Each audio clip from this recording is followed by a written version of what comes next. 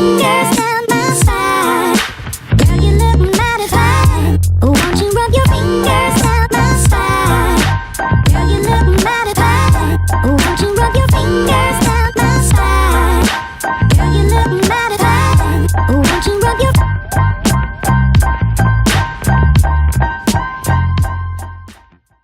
Hello everyone, welcome to Talk That Hair. I am your host Angeline Smalls, owner of Antares Salon and Spa and your stylist. We are talking about early detection on breast cancer and how some treatments causes hair loss.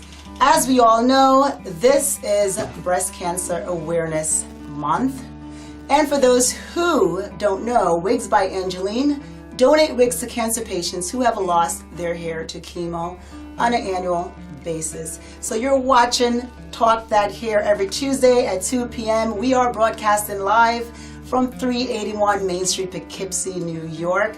And again, if anyone out there may have a family member, a friend, or even you yourself might be watching, may have been diagnosed with breast cancer, or you may have known someone that's been diagnosed, or even if you don't, this is valid information we have for you today. It's on breast cancer, and it is Breast Cancer Awareness Month, and how we can help you with your hair loss. So, of course, Wigs by Angeline is a company that make wigs for women, and also is the sponsor of our show today. I lost a dear friend to breast cancer, so today I felt compelled to talk a little bit more about this disease. So hair loss due to chemo as well, we're going to go a little bit more on that. We will end this session talking about wigs and how we can help you through treatments. So ladies and gentlemen, we have a special guest with us here today. She is a patient navigator. Her name is Michelle Worden. She is certified as BSN, also an RN, also CBHN, and she is a registered nurse with more than 30 years of experience. Diverse experience, that is. This is a powerhouse sitting right here, ladies and gentlemen, 10 of which dedicated to breast cancer, breast health. She has won numerous awards for her exemplary practice. Among them, the Disney and the Top 20 Hudson Valley Magazine Awards in Excellence in Nursing Awards. She is also a breast cancer survivor. Today we have a patient navigator from Orange Regional Medical Center. We are talking with Michelle R. Worden. Michelle, thank you for showing up today and talking to us and giving us some informative information that we can learn from this month. Thank you for having me. I appreciate this. Absolutely. So before we go further into talking to Michelle about early detection on breast cancer, ladies and gentlemen, whoever is watching out there, viewers, we are hoping you can share this link. Please right now share this link even after the video is over, this segment is over. We are watching, you are watching Talk That Hair, and we are hoping you can share this video with friends and family. Okay, so before we speak to Michelle and ask a few questions, let us go further into stats. A little bit of what we all may not know and some of us may know. All right, and also these statistics you can also find online, which is breastcancer.org. All right, so I did a few research, and things that you see online, it's just the numbers when it comes to breast cancer, especially in 2016, are extremely high. Yes, they are. You're looking at about 1 in 8 women in the United States will develop breast cancer, and that is about 12%. In 2016, it was established that 246,660 new cases of invasive breast cancer will be diagnosed in women. 61,000 of that number are non-invasive. About 40,450 women in the U.S. are expected to die in 2016. So these stats that we are talking about are only in the United States. So understand that these are extremely high numbers, which is why we think to have a topic on breast cancer can help us decrease these risks. Also, we are looking at, however, I must say, advanced treatment and early detection through screening and increased awareness have helped to decrease the death rate of breast cancer. Absolutely. Right?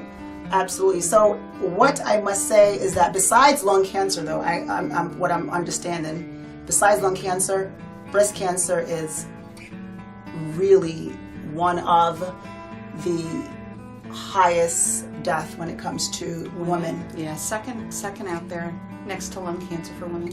Wow. That is pretty high. Yeah. Wow. All right. So if you are someone that is watching that have been diagnosed, once again, if you know someone that have been diagnosed, please have them tune in. Please share this video because we have some great information that we all can learn from today. You are watching Talk That Hair, and for those who are just tuning in, I am Angeline Smalls, your host.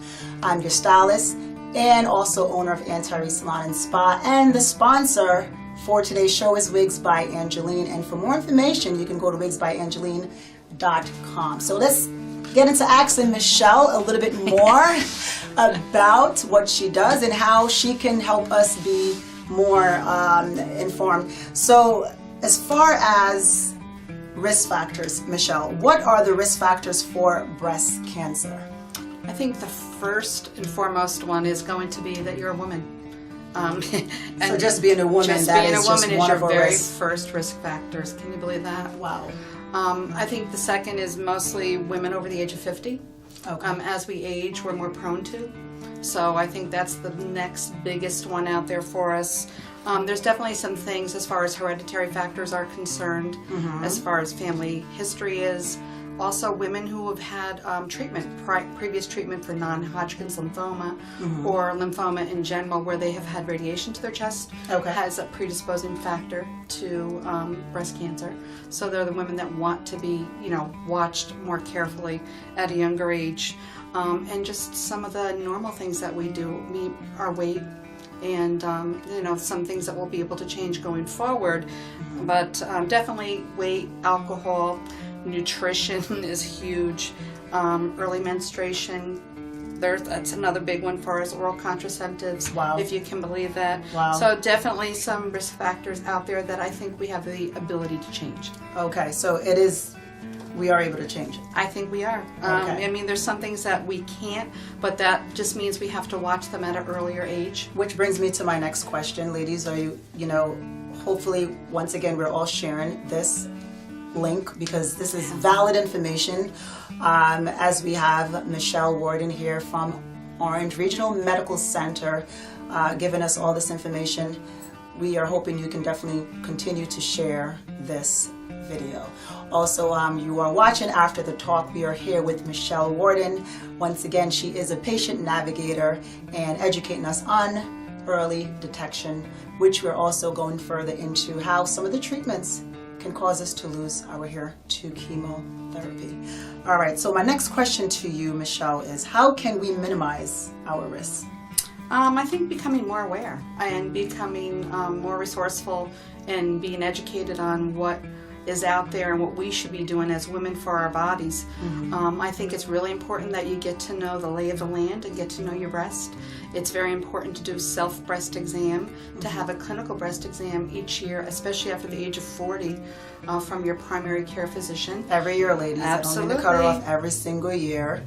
And mammograms, I think early detection starts at home with mammography.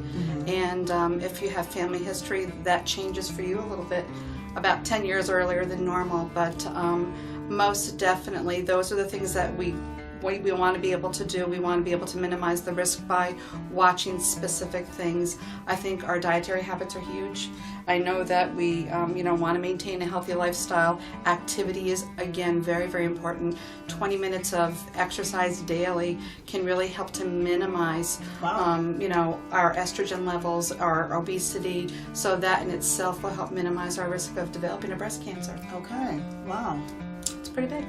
That is Yeah. absolutely good information. Okay. All right. So my next question to you, Michelle, is what are the treatment options? I know there's different options of treatments because different diagnoses, right? Yeah.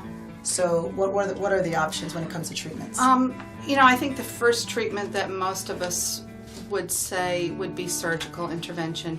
Some people would tell you that not only do you have surgery, you may have radiation, you may have hormone therapy, you may have chemotherapy, you may have chemotherapy up front in what we call a neoadjuvant setting for maybe a large tumor to help shrink it to minimize the breast surgery itself in conserving breast tissue.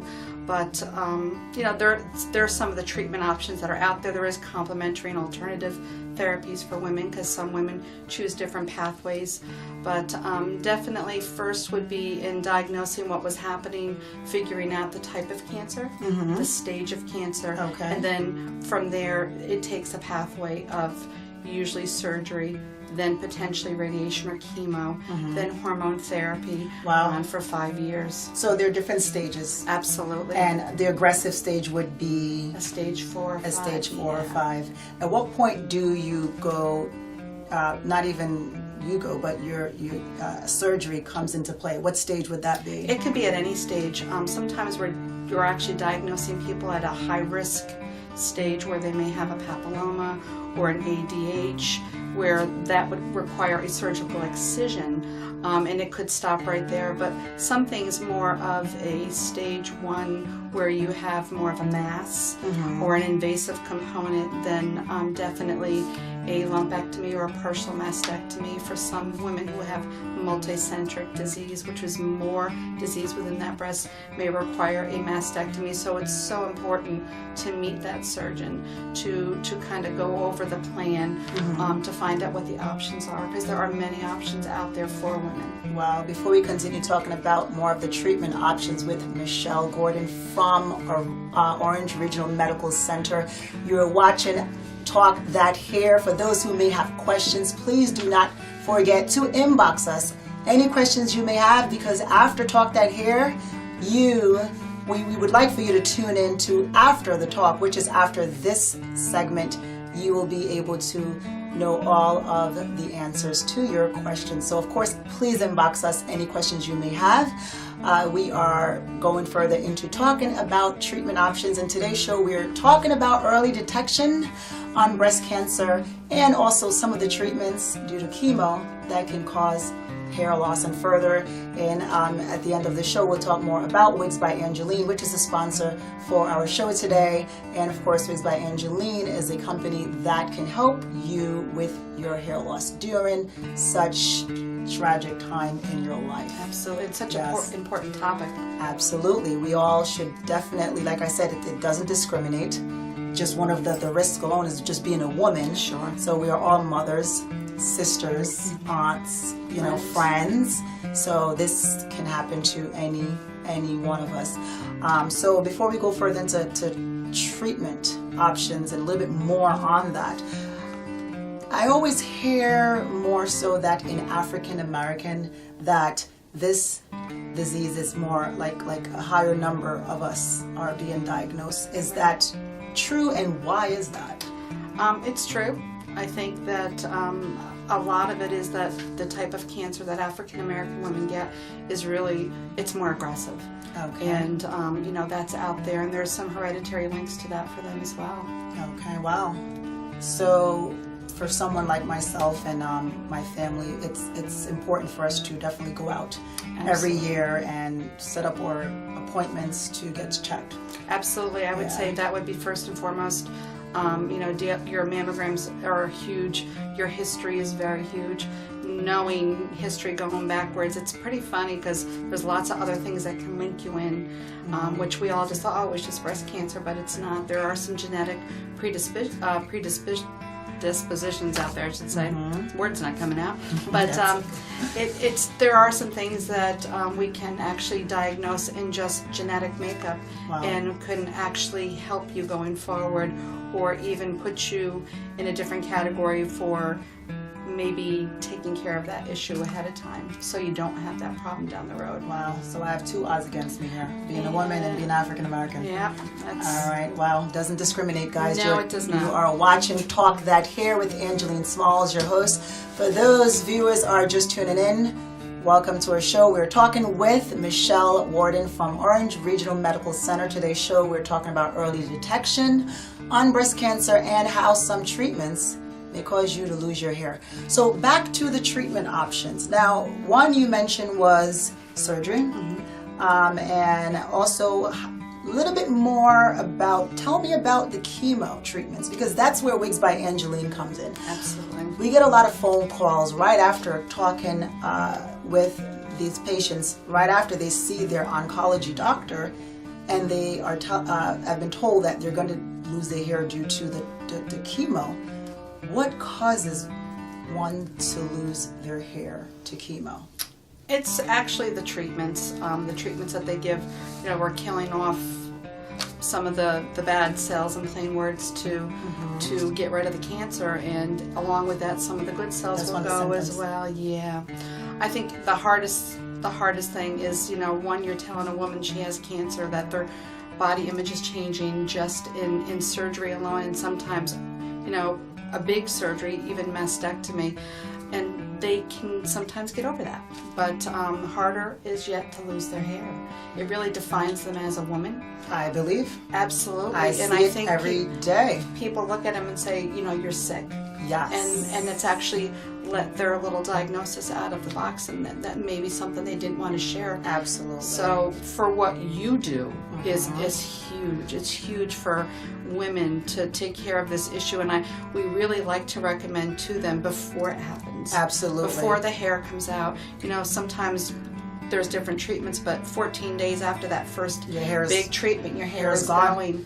And we talk about, hey, let's talk cutting the hair a little bit shorter, Absolutely. or going to someone, a stylist, or getting a wig, having someone professionally fit you appropriately, so that going forward it makes it a little bit easier all the way around. It affects many things, their job, their relationships. Absolutely. So this is a huge part of it. Absolutely. And for those who are watching, do understand that even myself, and I'm sure Michelle, who is also a breast cancer survivor, losing your hair, not having your hair, this is our glory. Our hair is our crown. Not having that, we don't want to go out there and advertise cancer, and we may want to keep that information to ourselves and not for anyone and everyone to ask questions by looking at our appearance. I believe when it comes to our appearance, that's where Wigs by Angeline can definitely help you with that. This is right before losing your hair. That's one thing I don't know if you all may know. We can make wigs with your own hair. That's pretty cool. So when you're told that you are going to be losing your hair due to some of the high dosage of chemotherapy while going through your treatment, you shouldn't have to worry about your image. No. You shouldn't have to do that. While you're getting treated, while the doctors are taking care of you, while you're seeing Michelle Warden at Orange Regional Medical Center, Wigs by Angeline can help you build that self-image without worrying about that area. And I know that's one thing that women always, that's one thing we can keep control of, is our self-image. So if we cannot control the cancer part, we can definitely try to prevent it. And if it's something that's aggressive, this is where you guys come in and definitely make sure that the diagnoses are done where it can kill all of the cancer cells. Sure. But when it comes to your hair and your appearance, that's something we all know that we have control over. So Wigs by Angeline can help you before losing your hair. Please go to your professional stylist, come to us, go to anyone that is your stylist and get your hair cut. the amount of inches that we do need before we can make a wig for you is about 10 to 12 inches. And of course, I know many people donate hair to Locks of Love. Right. But Wigs by Angeline, we do accept hair donations. And of course, we also accept monetary donations. You can go on our website and donate for a great cause as well, for those who are watching and feel the need to help those who may not be able to afford a wig. I think that's wonderful. Yes, you can go to wigsbyangeline.com, and that's Angeline with 2 L's, and just click on the banner to donate. You are watching Talk That Hair with Angeline Smalls. We are talking with Michelle Warden from Orange Regional Medical Center. Thank you, Michelle, for coming. We appreciate you, all the viewers that are watching. A little bit more on Wigs by Angeline. You can definitely call us at 559-0033 for any information. We also do free consultations, and that's also over the phone, via email, or just walk right in our door. We're located at 381 Main Street. I just want to show you guys a little bit on hair that's been donated to us. So if you're watching and you have a lot of hair and you're going for a haircut, please remind your stylist that if you are looking to donate hair to Wigs by Angeline, just rubber band that area and then you can send us some hair. We have tons of hair people send us from everywhere. I think that's wonderful. I'd like to make a comment about what you just said, which I thought was really important. I have a lot of patients whose family want to do something, or people who want to help and they don't know how. And I think what you just said was very important. If you want to donate, Yes. even a monetary donation Yes. to this patient so that Yes. she can get Yes. a wig. Absolutely. Wow, that's cool. Absolutely. And the most sentimental part about getting a wig made with us, it's not a mass production wig. It's a wig you're being customized Personalized. for. It's personalized for you. And you can be wearing your own hair. So this is hair that's been donated and sent in the mail. We have tons of hair on my side right here, but this is a gorgeous color. If you don't have enough hair, we have other hair donors that we can add to your hair.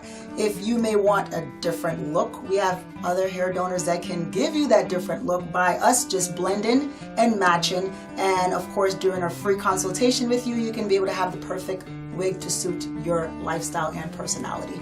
So like I said, this is about 20 inches of hair. And for someone who may not have enough, we can add, we can blend. And the most unique thing about Wigs by Angeline, like I said, for many people who donate their hair, you're not sure of where that hair, where it ends up. Yeah. With us, you can meet that recipient. You can meet the person who Nice. is receiving this hair. And and that's a choice if you would like to meet this person, and you also know what's being done with your hair. So for those who are considering to be a hair donor, consider Wigs by Angeline, because we can make amazing wigs that look just like your hair. And so, like I said, it's important. We are talking about early detection. Ladies and gentlemen, thank you for tuning in. For those who are just tuning in, we would like to inform you that please share this video, because it is important information for women and how we can help each other, as well as how the treatment you take will cause hair loss. So for Wigs by Angeline Facebook, you can go to Wigs by Angeline. That's the Facebook, and also the website again is wigsbyangeline.com. And for those who would love to have a nurse, patient navigator, this is a woman of so many titles. She is located in the Orange Regional Medical Center. And of course, Michelle, if we would like to reach out to you, do we call the hospital, or how can we reach out to you? Yep, you can definitely call the hospital at Orange Regional. Of course, we have a website, Okay. the Orange Regional website. I'm always available by email, and it does list your phone numbers as well as your email there. So it would be mwarden@omc.org. Okay. And I do have a cell number that's listed out there for everybody who would like to have it. Okay. It's out there for 24/7 accessibility, I say. Really? But, for any questions or concerns, or, Amazing. if you need a little help just What trying is to the phone navigate. number? 845 741-2334. Lock that number in, guys. We are talking to Michelle Warden from Orange Regional Medical Center. If you're looking for a new nurse, she is an amazing patient navigator, and she's not too far from any of us, because when it comes to your health, you definitely want to find the right person that can help you with that. So continue to tune in after Talk That Hair, because we will answer all your questions on After the Talk. Once again, next week, Tuesday at 2 p.m. live, we will be broadcasting. And don't forget, actually, if you missed this episode and you want to go on our YouTube, please follow us at Antares Salon and Spa. And of course, our new Talk That Hair Instagram. Please go ahead and follow us on there as well. So we will see you next week, Tuesday at 2 p.m. And next week's show is all about fall weddings and the perfect veil for you. So if you're someone that's considering getting married, or you're someone that may have never thought to get married, you might think about it then. So next week, Tuesday, live at 2 p.m. on Talk That Hair. Next week, don't miss it. We'll be talking about fall updos and veils to go with those updos. We will see you soon. Thank you. We'll see you later. Bye-bye. Hello, everyone. Welcome to After the Talk. We just ended our show, Talk That Hair. I am your host, Angeline Smalls, and I'm here with Michelle Warden from Orange Regional Medical Center. Ladies and gentlemen, those who are watching, we had a few questions that came in on our show. And of course, you're watching After the Talk. And one of the questions for Wigs by Angeline, how long is the wig making process? And of course, it is a customized wig, so it's about 6 to 8 weeks before you can get that wig done. Of course, if you want it to be a lot faster, we can definitely put a rush order on that. So another question that came in, and that's also about the wigs. Can I donate hair if I don't live locally? Absolutely. We have received many hair donations that is actually even not even local. You're talking Kansas. We received hair from there. We have made the wig via email and sent it back out to you. So you do not have to be local. Free consultation on the phone or through an email, and of course you don't have to be local, once again, to donate your hair. Now, how long do I have before I lose my hair? And that is a question for Michelle. How long after getting the chemo treatment before losing their hair? For most patients, it's about 14 days. On that 15th day, they really have lost it. Throughout that first 14 days, it starts to thin. We suggest cutting it a little shorter to make it a little easier. Mm-hmm. But by that 15th day, they've lost their hair. Wow, so it's that rapid. Yeah. So 15 days. Wow, you guys are watching After the Talk. We just ended our show, Talk That Hair, on early detection on breast cancer and how some treatment causes hair loss. All right, so we had another question that came in on wigs. I want to use my hair to make a wig, but my hair is very thin. Can I still use my hair? Absolutely, you can. If you don't have enough hair, you can definitely send your hair in with us. We have many origins that we can find to match your hair texture and density. So we can definitely match your hair with one of our hair donors. And you can, of course, donate wigsbyangeline.com. Find out how to donate by going on the website. So another question, do you sell wig? Actually, another question was, do you sell wig pieces? Yes, we do. After your hair has grown out from the chemo, and if you are looking to not wear a full wig, we do make something called a half a wig, so it's not fitting over your entire head. It's more so just way above your ear and up, so you can wear your hair shorter around the circumference of your head. So that is something unique. That's nice. We just started that, and that is something that I think, and not even think, I know people would love, because after wearing that wig for a while, even though it's very comfortable wearing, you want to also know that there's other options, and you can start wearing your hair at a shorter length until you go back into your own hair. So that was the answer to that question.